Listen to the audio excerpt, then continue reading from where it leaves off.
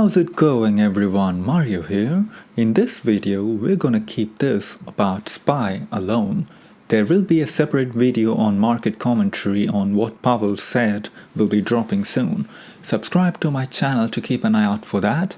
Check out the Discord, check out the Patreon for daily updates on SPY, QQQ and the charts with good technical setups that's on my watch list every day before market opens.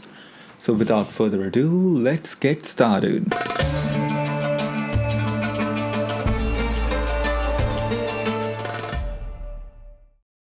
In the last video, I mentioned the fact that this could all be a bull trap and don't fall for it. Because fundamentally speaking, nothing has changed to warrant the bounce which we had. Take a listen. Now, is that a bullish reversal? Does this move change anything from the fundamental point of view? Ask yourself, why the market went down and did the concerns on the drop disappear all of a sudden? The answer is still no.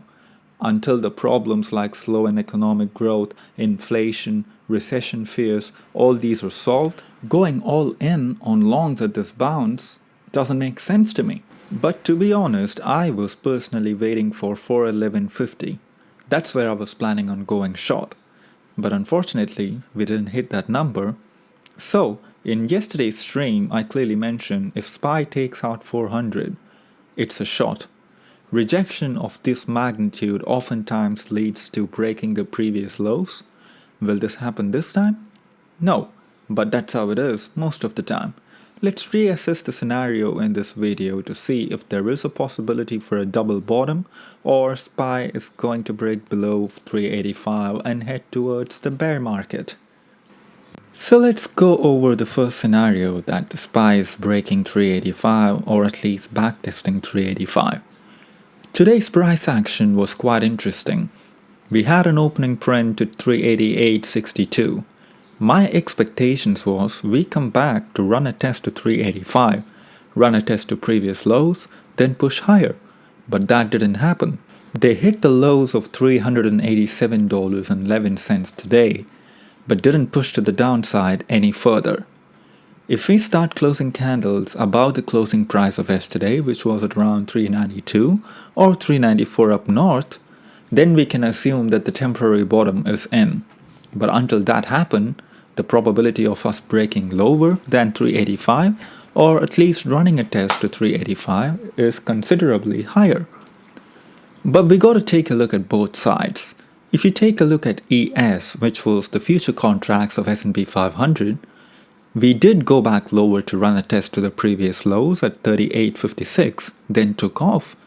So can we make the case that this was all just a backtest to the lows?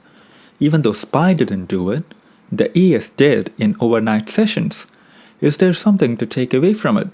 Yes, it tells us the importance of 38.56 levels.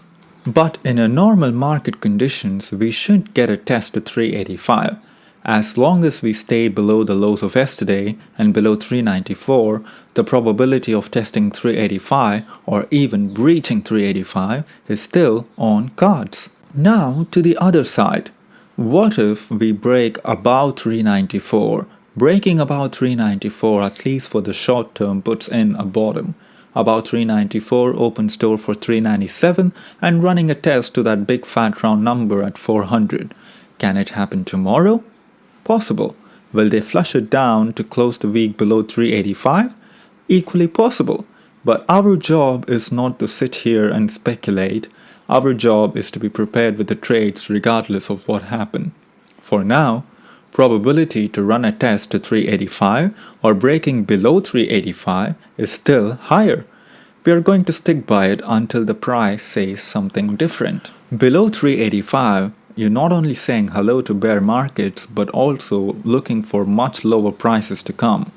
Below 385, there are some intraday levels to watch out for, but 369 and 357 will start to act like magnet below that critical levels.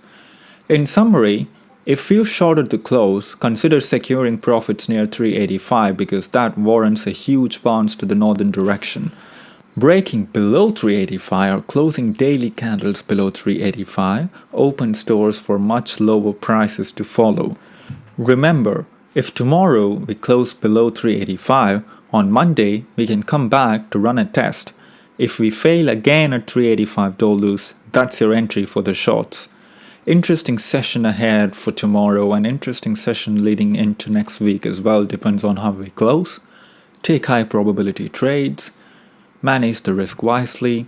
Check out the Discord, check out the Patreon, link is down below in the description. See you guys in the next one.